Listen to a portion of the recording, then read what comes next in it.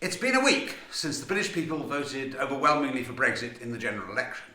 And for 3.5 years, the Liberal elite have sought to frustrate the wishes of the British people by engaging in a political war of attrition designed to stop Brexit.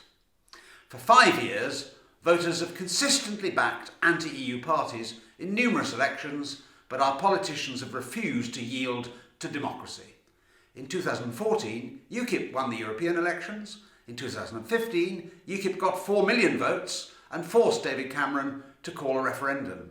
In 2016, the people triumphed against the politicians at Westminster and Cardiff Bay and won the referendum.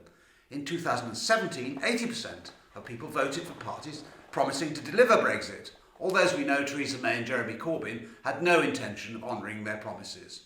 In 2019, the Brexit Party won the European elections, and finally, last week, the British people voted for the only party with a chance of delivering Brexit.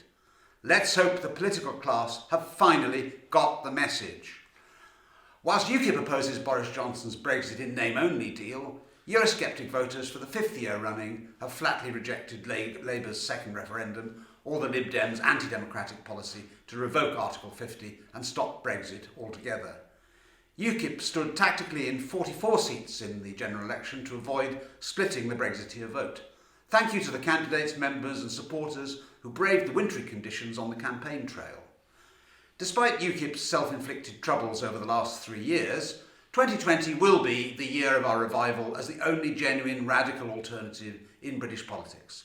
Well, we all know that Boris Johnson's Conservatives have got no intention of getting to the root cause of the most pressing issues for Britain post-Brexit. UKIP is uncompromisingly committed to cutting mass immigration and opposing the rabid, scientifically flawed climate emergency, but also defending British values and free speech against the onslaught from cultural Marxism, disguised as political correctness. In February, UKIP Wales will be launching our full policy on scrapping the Assembly and moving beyond devolution. We must reassert ourselves as the anti-establishment party, speaking up for hard-working men and women struggling to make ends meet.